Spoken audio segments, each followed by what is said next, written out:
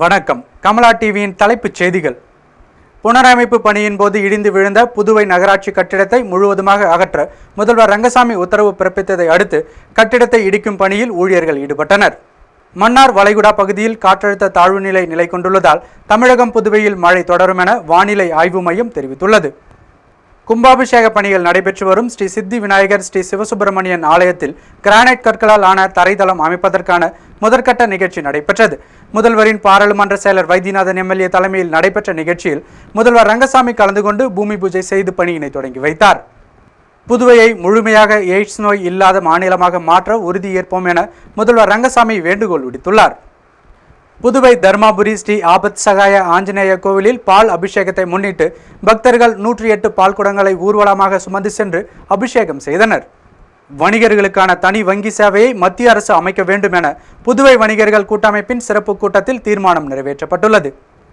புதுவை மொழியியல் பண்பாட்டு ஆராய்ச்சி நிறுவனத்தின் சார்பில் நடைபெற்ற புரட்சி பாவலர் டாக்டர் தேவிதாசனார் அறக்கட்டளை சொற்பொழிவு கருத்தரங்கில் முதல்வரின் பாராளுமன்ற செயலர் வைத்தியநாதன் எம்எல்ஏ கலந்து கொண்டு பல்வேறு இலக்கிய போட்டிகளில் வெற்றி பெற்றவர்களுக்கு பரிசுகளை வழங்கினார்.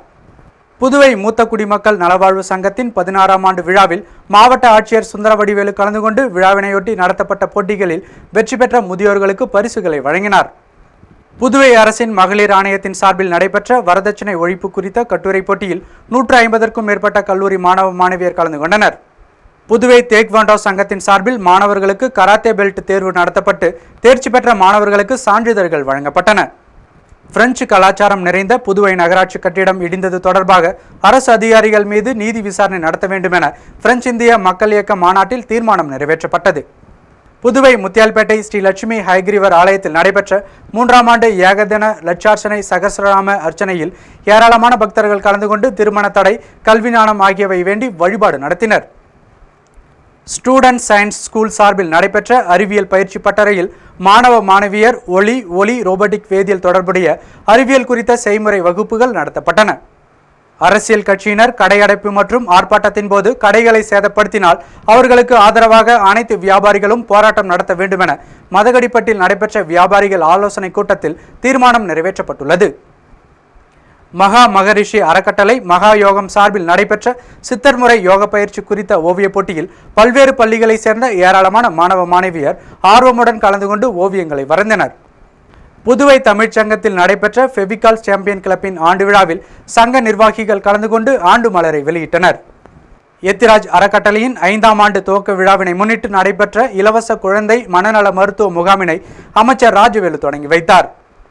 கவுகாத்தியில் பிரதமர் நரேந்திர மோடி, உள்துறை அமைச்சர் ராஜ்நாத் சிங் ஆகியோர் பங்கேற்ற பாதுகாப்பு தொடர்பான காவல்துறை உயர் அதிகாரிகள் மாநாட்டில் ரஞ்சித் சிங்கா இவ்வாறு தூங்கி வழிந்தார்.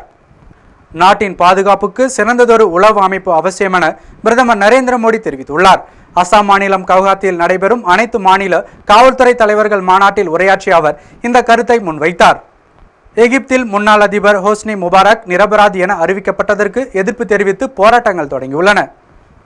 பிலிப் ஹியூஸின் மரண அதிர்ச்சியிலிருந்து கிரிக்கெட் உலகம் மீளாத நிலையில் இஸ்ரேலில் பந்து தாக்கி நடுவர் ஒருவர் உயிரிழந்த துயர சம்பவம் நிகழ்ந்திருக்கிறது. இத்துடன் கமலா டிவியின் தலைப்புச் செய்திகள் நிறைவடைந்தது. விரிவான செய்திகள் இரவு 8 மணிக்கு. வணக்கம்.